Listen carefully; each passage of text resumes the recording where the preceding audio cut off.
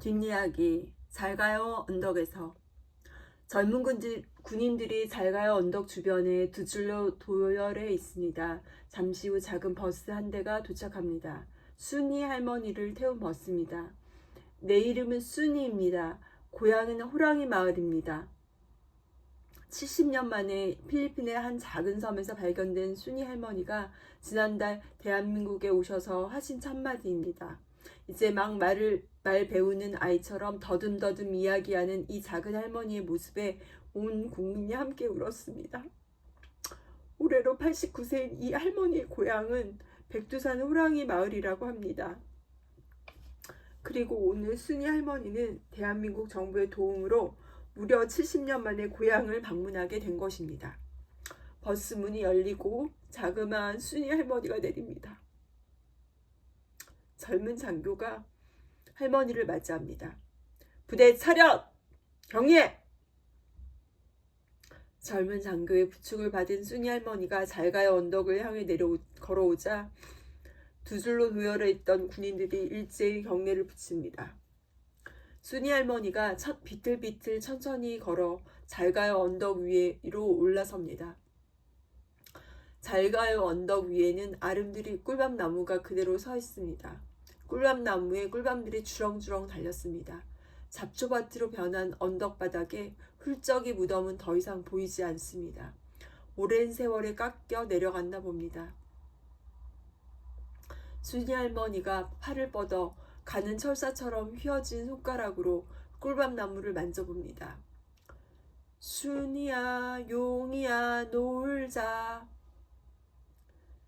순이 할머니의 귀에 훌쩍이의 목소리가 들려오는 듯합니다. 훌쩍이가 살아있었다면 고향을 다시 찾은 할머니를 위해서 오세요 종을 반갑게 쳐주었을 것입니다. 오세요 종소리를 들은 호랑이 마을 사람들이 모두 잘가요 언덕에 모여 순이 할머니를 반갑게 맞아 주었을 것입니다. 아름드리 꿀밤나무를 어루만지던 순이 할머니가 호랑이 마을 쪽으로 고개를 돌립니다. 마을로 가는 꼬불꼬불한 작은 길은 사라지고 커다랗게 난 길 위에 하늘 높이 올라간 철조망 담이 길게 뻗어 있습니다. 30여 년 전 이곳에 미사일 기지가 들어서면서 호랑이 마을은 없어졌다고 합니다. 젊은 장교가 그곳은 출입금지 구역이라 순이 할머니를 모시고 들어갈 수 없다고 말합니다. 순이 할머니는 아무 말 없이 잘가요 언덕 위에 서 있습니다. 꿈에도 그리던 고향으로 돌아왔는데 고향이 없어지다니. 호랑이 마을도 마을 사람들도 추억도 모두 세월의 깊은 바닷속으로 가라앉아 버린 모양입니다. 순이 할머니, 저 기억하시겠습니까? 순이 할머니가 돌아본 곳에 고운 한복을 단정히 차려입은 할머니 한 명이 서 있습니다. 한복을 입은 할머니는 순이 할머니가 알아들을 수 있도록 최대한 큰 목소리로 또박또박 말합니다. 저 기억나십니까? 샘물이에요. 제 부모님이 살아계실 때 순이 할머니 이야기를 많이 해주셨습니다. 들리는지 안 들리는지도 기억이 나는지 나지 않는지 순이 할머니는 아무런 반응이 없습니다. 자그마치 70년이라는 세월의 벽을 뚫기에 할머니의 기억은 너무나 옅어졌나 봅니다. 저희 부모님이 옛날 어려웠던 시절에 순이 할머니한테 신세를 많이 졌다고 늘 고마워했었습니다.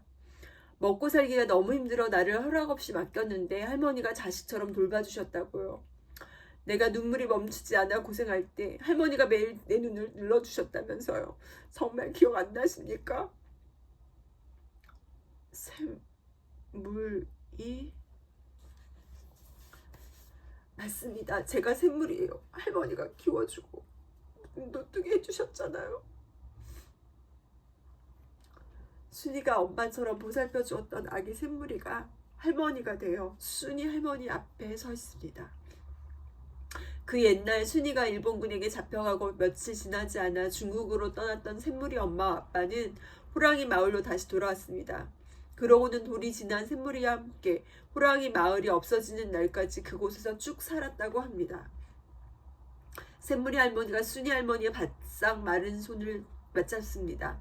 맞잡은 손을 사이에 두고 두 할머니의 눈에 눈물이 그렁그렁 맺힙니다.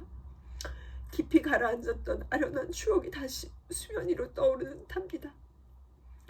왜 이제야 오셨습니까? 좀 더 일찍 오시지 않고. 샘물이 할머니 응석어린 타박에 순이 할머니가 희미한 미소로 화답합니다. 이리들 오너라. 얼른 이리들 와서 인사해라. 옷소매로 눈물을 훔친 샘물이 할머니가 잘가요 언덕 아래에서 기다리고 있는 한 무더기에 사람들을 향해 소리칩니다. 어른부터 아이까지 10수명이 한꺼번에 잘가요 언덕 위로 올라옵니다. 여자아이들은 색동 조거리를 입었습니다. 아이들의 손에 예쁜 들꽃으로 만든 꽃다발이 여러 개 들려 있습니다. 제 자식과 손주들입니다.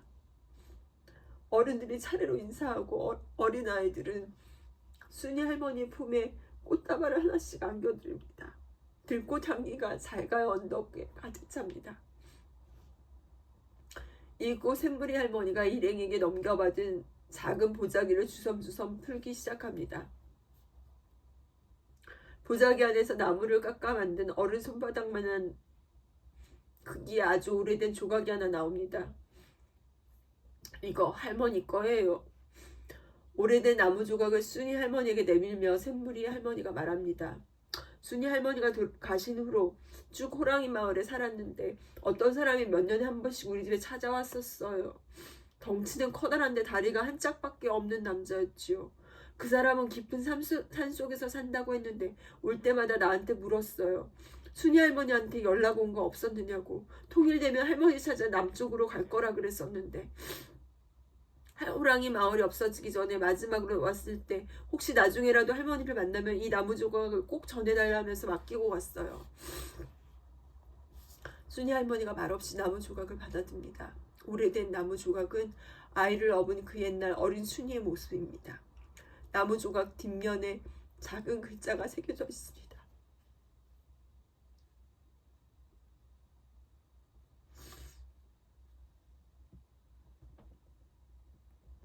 따뜻하다 엄마별. 용이야. 순이 할머니는 그제야 하염없이 눈물을 흘리며 나무 조각을 천천히 품에 끌어안습니다. 들꽃 향기가 나비들을 불러 모았나 봅니다. 형형색색 나비들이 잘가요 언덕 위에 서 있는 순이 할머니 주위로 날아듭니다. 순이 할머니가 고개를 들어 하늘을 바라봅니다. 파란 하늘을 가르며 제비떼가 날아갑니다. 제비봉에서 날아오는 제비떼입니다. 제비들은 어디인가 있을 따스한 남쪽 나라를 찾아 멀리 날아갑니다.